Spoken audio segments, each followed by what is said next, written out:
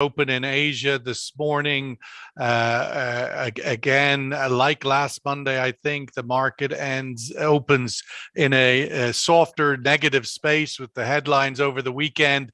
And like last week and the weeks before, it seems the trend is to finish the week stronger, but yet start the week weaker. And that seems to keep it locked in this range of 100 to a little bit above 110. We literally on Brent this morning trading down 2% and just under $110. Let's kick off this morning with Omar Najia, Global Head of Derivatives at BB Energy. I believe Omar is working out at the gym this morning, so he's off camera but full of energy and ready to share his views on the outlook for the week ahead. Omar, good morning. Morning. So no change, basically.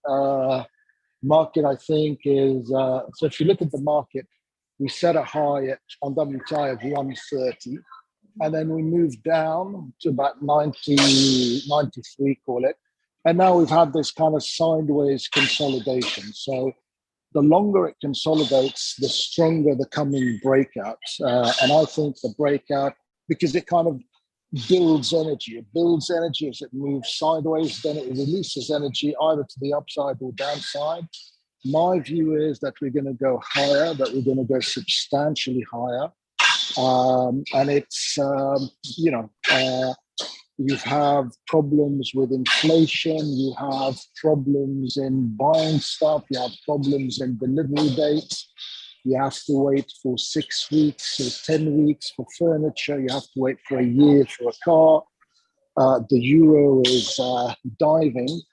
Gasoline prices are at never before seen highs, new all-time highs for retail, basically. You have that's coming after, COVID decimated the US and Europe. And so, I don't think, and the other thing is I keep hearing this stuff about recession. And I think, when you have inflation skyrocketing, a recession is not something that I think about. So, I think the big game in town is inflation. And I think because of where debt is, what government debt, company debt is just ginormous that, nobody can do anything about it. So they can talk about 0.5%, blah, blah, blah. But with inflation at 10%, there's no way out of it. And, in terms of government income, there's only taxes. So you need to tax people to pay for COVID. You need to tax people to pay for the massive printing of money that we had, the forgiving of, debt of this and debt of that, the raising of money to pay for wars and armed forces and all this kind of stuff. And it's all a little bit unsustainable, so to speak. So we'll see what happens. Let's go to Kate Durian, Mies contributing editor and non-resident fellow at the Arab Gulf States Institute in Washington. Kate sits in London in the UK, of course, which is sort of at the epicenter of this inflation versus growth challenge. In some ways, Kate, Omar was nearly talking himself out of that bullish market he sees, in that can we see these two things coexist for much longer? As Blanfine, the chairman of Goldman Sachs, whether you believe him or not, his forecast will come through because so many people will believe him. So it'll be a self-fulfilling prophecy. And we've got China. Clearly, the data out of China this morning on real estate, I mean, it's a collapse in real estate. It's not a smooth decline. We have 46% drop off in Chinese. So this combination of these two things, Kate, how do you see them coexisting?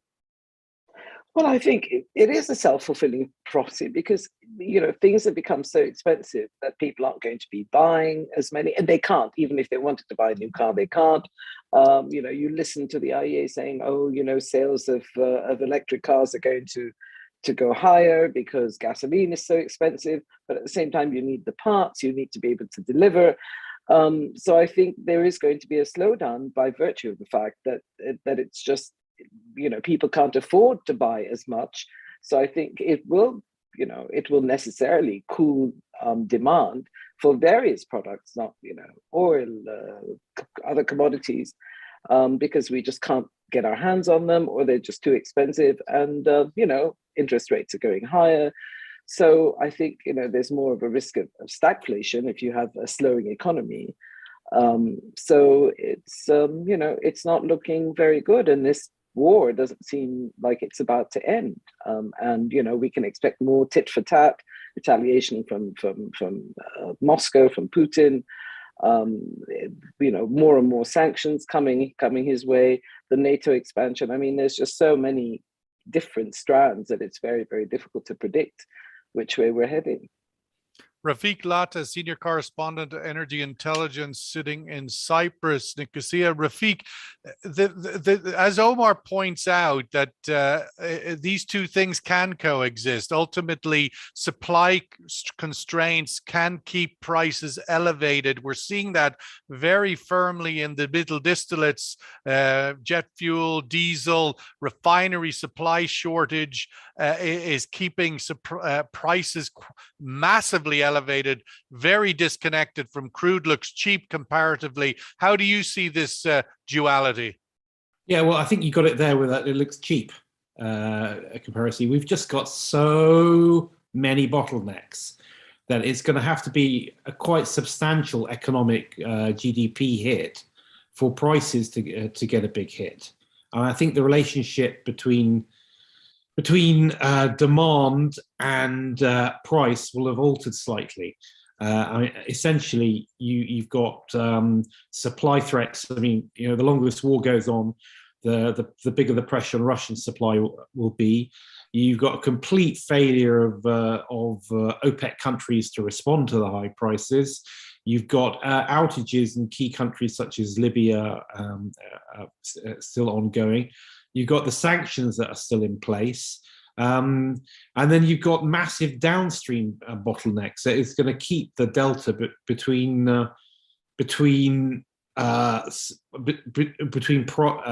crude prices and product prices quite high. So, I hate to give a firm prediction in this kind of climate. But in the context of these things two coexisting, can we see crude oil staying above $100 a barrel with the US economy going into recession? I mean, a serious recession, that would be unlikely. But my point being, I just cannot see, a return of oil prices to like sub 50. It would just have to be a massive recession for that, or even sub 60. That's quite a big range. It is. But the way the world is, there's a lot of uncertainty, I just don't see us returning to those that 2019 sort of 60 range. I just think things have moved up. We're just in a different world. I could see if there's a serious recession, prices going below 100. But at the same time as the prices go with this war, there's going to be continued and ratcheting up pressure on all those bottlenecks, and we're not seeing an investment response. We're not really seeing US production. Doesn't look like it's going to rise as much as you'd have thought in the past in response to such prices. It's relatively modest. The indications we're getting is like in the range of like 600,000 barrels a day this year, which when you look at the prices, clearly there's some serious bottlenecks. Omar, the other big part of the equation this Monday morning, as it's sort of filtering through from last week, is the dollar strength. I know you tend in the past to sort of dismiss it as a major factor for the direction of oil prices, but clearly, as you said yourself, crashing euro, crashing sterling now as well, yen is off a cliff. Where do you see, or what role dollar plays in your sort of forecast, your outlook? Okay, so first thing is that, people seem to confuse the fact that right now we don't have price discovery in the market. So it's not about supply and demand, right? It's about basically managing the market. So you can have a US recession and oil $200. You can have the US implode and oil at $300. It is not the same thing with equities. If you think basically that valuations are good or fair or whatever it is, it's to do with the Fed and it's to do with OPEC and it's to do with geopolitics. So try not to confuse the kind of 1 + 1 = 2, because honestly, that's not how markets work. On the dollar index, if you look at DXY, the dollar index is it's basically an index against a basket of currencies. And those currencies are the euro, which make up, let's say, about 60%. And then you have GBP, and then you have the yen, and then you have other little bits and bobs. But the bottom line is the dollar strength is manifest in DXY. And what it's showing you is not dollar strength. It's showing you massive weakness in the euro, in GBP, and in the yen. And if you ask the question why, it's because basically Europe no longer has markets. So Europe used to, if you like, sell its euros to Russia, right? Russia doesn't want them anymore. They used to sell massive euros to Russia. Why? Because of gas and oil and all this kind of stuff. Russia doesn't want them anymore. Hence the gas for rubles, gas for all commodities, all this kind of stuff. So there's no more bid for the euro. Nobody wants it. So that's going to dive big time against what it trades against the dollar. So that's going sub 1 and probably towards 8%. GBP is the same. GBP tries to think that, we are Brexit and we've got nothing, but they're connected with an umbilical cord to Europe in terms of energy, in terms of electricity. So they're going to go the same way. The yen basically you have, they can't do much because the BOJ, all it does is buy bonds and buy equities and buy everything in order to keep that economy kind of sputtering along. So that's also nosediving. So you've got nosediving currencies in the West, and you've got the dollar, which everybody thinks, wow, that's really strong. And yet you've got a ruble that's doing even better against the dollar. And again, what people are missing is that Russia has said that all its commodities will be bought in rubles, not in euros, not in yen, not in dollars, in rubles. So the strength that you're seeing in oil, if you think about it in terms of US dollar, right, then in rubles, it's actually, the ruble is actually even higher against the dollar. So basically, you're going to have to keep spending those dollars more and more and more to buy the same oil.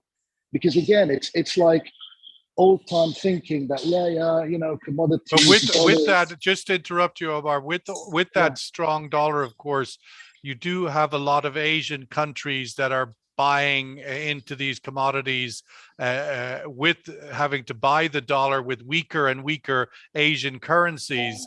That clearly has some impact into the equation. That's true. But you have to look at things. I mean, see, the difference is you have to look at things forwards as opposed to right now. Nobody really cares about what's happening right now because presumably everything is quote unquote priced in. So I look at trends, what's going to happen, the likely trajectory of stuff as opposed to, right now. So for example, take a look at the NATO thing, right? And Turkey saying that, they don't want these two countries to come into NATO. So it's not that they don't want them to, it's just that they want to be paid for them to come in. But the interesting thing is they don't want to be paid in dollars or euros. They want to be paid in Turkish lira, right? So again, to support their currency like the Russians are doing, et cetera, et cetera. So this trend, even in Asia, you're going to see basically a dislocation between commodity prices and currencies. The traditional stuff that you've seen for a very long time, that's all finished.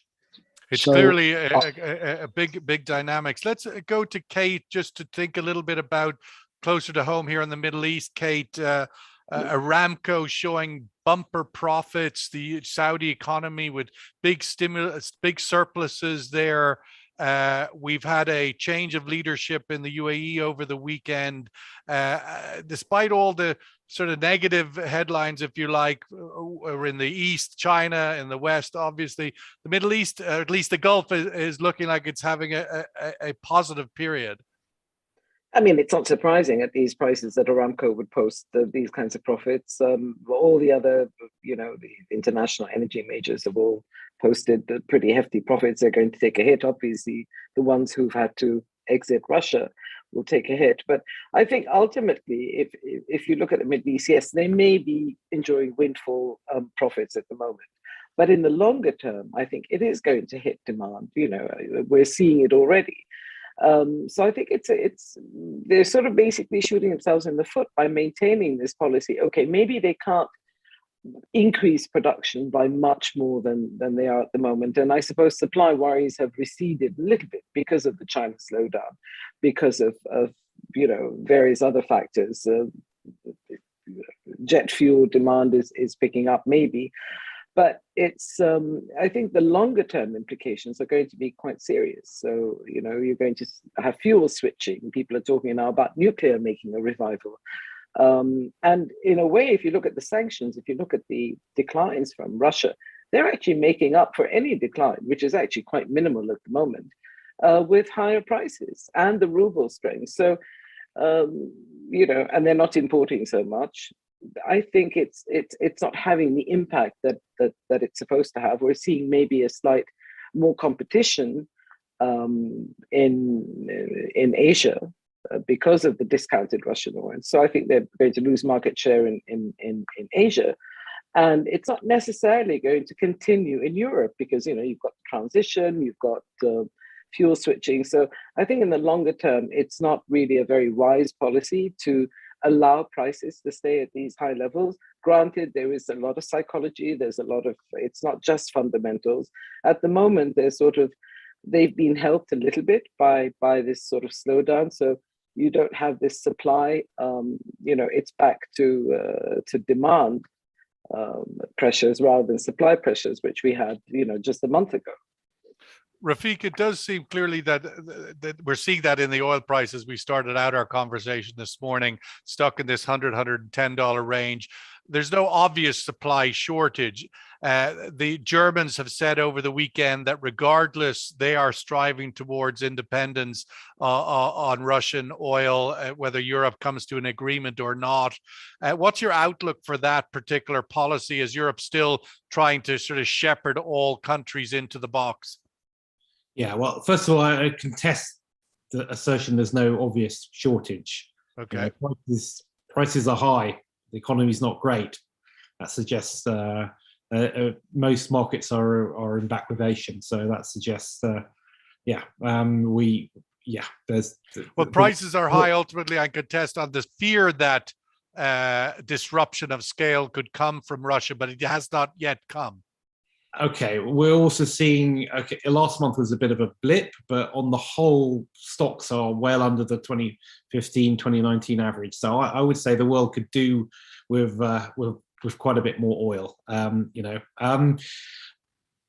think on to go to your German point, I think, I mentioned this the last time I was on, we're going to get some very interesting answers in the next few months, and I fear the EU and the US may have miscalculated quite dramatically on this energy front. As Kate put out, made the very important point. Russia economically is not suffering. The EU is funding this war, and the point is, unless you really manage to constrict Russian supply over and above price gains, any sort of half measures are just going to drive prices up higher and revenues higher. So they really are in a bind. I think it's probably the biggest. I think we'll look back in history and see this as quite a big inflection point. We've had 300 years of essentially Western supremacy, and I think this is quite a key point we're at now. it's going to be interesting. And I fear that if they don't get things right on the policy front, and I mentioned this last time I was on, they really need to go for energy efficiency and really push these kinds of policies as well. Well, look, with your location, maybe you could give us an update there on the East Med. You sit in Cyprus, of course. There's a lot of talk about whether the East Med could be a source of new gas supply. Headlines out of Israel, Lebanon, and so forth. Cyprus itself, obviously not anytime soon. But given this, as you say, is an inflection point on multiple fronts, and to exactly what the inflection is towards, I think one might have a variety of opinions on. But nonetheless, inflection on the structural flow of energy, and one of the potential sources is the East Med. Is it going to deliver? That is a very good question. And in short, I fear not. I mean, we saw in the lead up to Lebanon's election on Sunday, Hezbollah come up with some threats as to the border field, which is about to be developed, this field Karish. Now, that might have been pre-election posturing, and possibly was at the time the threat was made. The point is that since that happened, we've had an escalation on the Israel-Palestine front, and we all know there's a connection between what goes on in Israel-Palestine and what goes on with Hezbollah and Iran. And so I would say there's a fair chance of some kind of disruption this summer on that front. Don't forget, even last year when you had Hamas is not as strong as Hezbollah, but when you had that Hamas-Israel conflagration, you had Chevron having to halt production at Tamar. Now, on Egypt, they have put in some incentives to get production up, and I think these are working. But it's on the whole, we're talking about small fry here. I don't really see the East Med coming to the rescue in any. Well, we can't even see Qatar at the moment, because this sort of the dilemma that Europe is trying to hold on to its transition, but yet wants immediate sort of bailout now. And the Qataris are saying, well, 20 years, not 5 years. Let's go to the survey question and give everybody else a chance to give some view on the wider theme this morning. Goldman Senior Chairman Blankfein says US facing very, very high risk of recession. My question to you is what I put to the panelists. What price will Brent crude oil average in the second half of the year? i.e., what price point can coexist with a recession in the US on Brent? Closer to 120, closer to 100, closer to 80, or as Rafiq indicated in his comments, there's no way prices, no matter what happens, are going back to 60 unless there was an off-the-cliff recession. So I welcome the views. The average price in the second half of the year, that's the question. Of course, the average Brent on the first half of the year is going to be clearly above 100. What will it be in the second half of the year? Welcome the view closer to in this once we go through another 2 or 3 50 basis points on the Fed, will that shake the oil price off its current window of 80 to or 100 to 110 where we're sitting at the moment? So welcome your voting on that, and we'll see where things end up. Omar, looking at the week ahead, I said the opening comments this morning that we've kind of gone through this same kind of trend each week, where we kind of bounce, start the week going a little bit softer and then end the week going a little bit higher, but ultimately caught in the 100 to 110. Do you see anything in the week ahead that might break us out of that trend, that cycle? Yeah, so I think the trend is not just higher, but substantially so. So what Rafiq was saying is totally true. So we can forget any kind of EU energy transition or EU finding replacement for Russian gas or Russian oil. That's just pie in the sky. As is all the green stuff, and we can stop gas in 2 years or 5 or 10 or whatever it is. Right? There will be absolute decimation in Europe if they stop anything to do with Russian gas or Russian oil, or and the reason that basically this market is going to go substantially higher is not to do with what Europe is going to do, because I know they can't do anything. Rafiq knows that they can't do anything. The market in general knows that they can't do anything for a very long time. When anything in what sense? Sorry, do anything about in other what? words, they can't replace. Oh, They right. can't sanction. They can't stop. They can't do any of that stuff. So why are oil prices going to go substantially higher? Because the risk is not there. The risk is what nobody's looking at is what Russia will do. You see, everybody assumes that Russia, now that the West has put like 1 billion sanctions on them, it's just going to sit there and do nothing. At the worst they can do is basically say, you know, you pay for it in rubles or we'll cut you off. But I think they're going to do, or the market sees a risk that they're going to do substantially more. And that basically is something that's coming. So in other words, if Europe says, and the US, that we are basically at war with the Russian economy, we want to collapse it, we want to make them blah, blah, blah, blah, blah, right? It is not so bright to expect the Russians to do nothing. The market sees it, and the market, in my opinion, will focus on that more and more, and that will be the fire that lifts us considerably higher. So that is basically my opinion on the market. Technically, we're in the consolidation phase. It's built up massive energy because it's been doing it for quite a while. It's either going to break up if you think like me, or break down if you're bearish. But it's going to be a very, very big move. But ultimately, you don't see it holding in this where we've sat for now a few weeks. This 110. Something's going to happen to break it out of that. Yeah, look at the chart, right? So you've had sideways movement for a very long time. The longer the sideways movement continues, the more violent the breakout. So all you've got to think is higher or lower. And like I tried to point out, it's got nothing to do with a US recession or European recession or any of that stuff. The West is trapped. All they can do is basically inflate. They can't do anything else, because if they did, everything would just collapse. So I think basically the market is going considerably higher. Equities are going considerably higher. But for equities, just so you understand, it's not that, you know, they're going higher, you're going to make money. Apple might go up 5, 10%, whatever it is, but inflation is going to be at 20%. You're still going to lose money. Okay, so let's bring in Kate for closing comments. Kate, on that point, ultimately, what is the trigger here? Finland and Sweden joining NATO is a pretty big deal in the context of historical changes. Russia have indicated as such that they also consider it to be a big deal. How big a risk is it, do you think, vis-a-vis what Omar is signaling?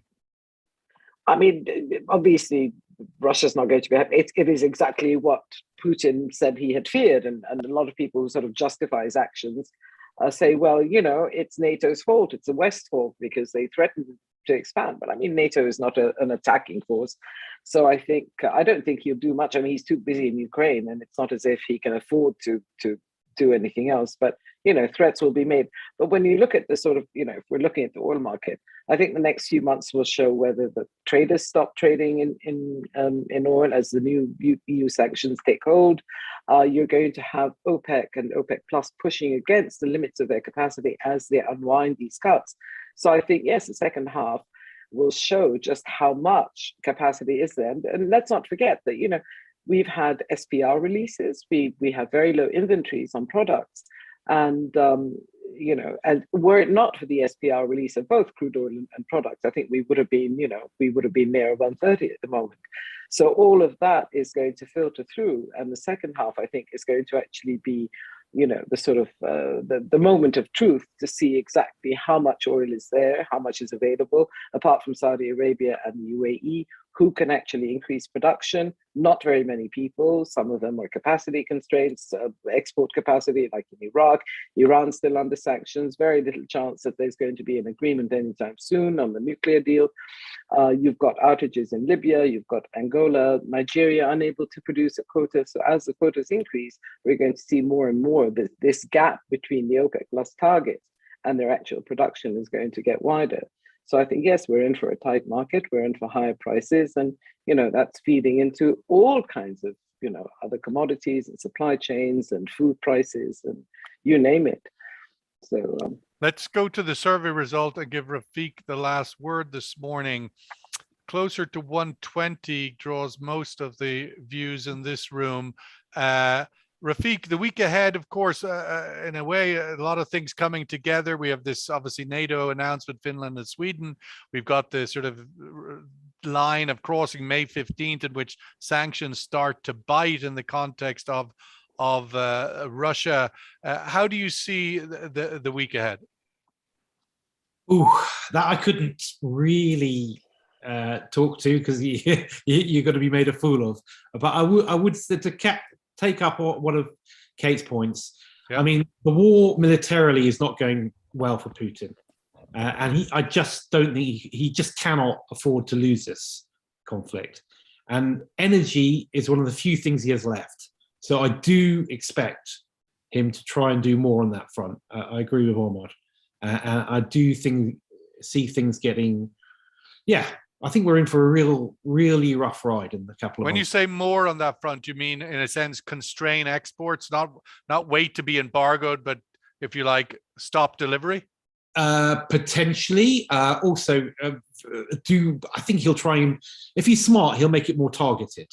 There'll be a lot of signaling one way and doing something another way. If he's smart, he'll try and, if I was him, I'd try and lower the heat on the military front and try and wait it out and wait till we get closer to winter. And then, like, really, if he can last that long, because then the closer we get to winter, the stronger a hand he has, the weaker Europe is. And that's what I would do if I was him. So I don't give him ideas, please. I just don't think, oh God, that Rafiq Latta. Well, there's certainly no shortage of threads to try and follow on all of this. I think one has to note also, inflation is hitting Russia quite profoundly, as it is hitting China, as it is hitting everywhere. And that may become the war that everybody wants to fight more than they want to do all the other things, perhaps, because with that challenge of inflation, social unrest, and all the other things come with it. We'll have to leave it there. It's Monday morning. It's 11 o'clock UAE time. Oil prices, as we said, trading down just under $110 on Brent this Monday morning. Let's see the trend line. Omar Najia, thank you so much for joining us. Kate Durian, as always, thank you. And Rafiq Latta from Cyprus, really appreciate your insights this morning. We'll catch up every morning, 10:30 UAE time. All the best. Thank you. Thank you. Thank you.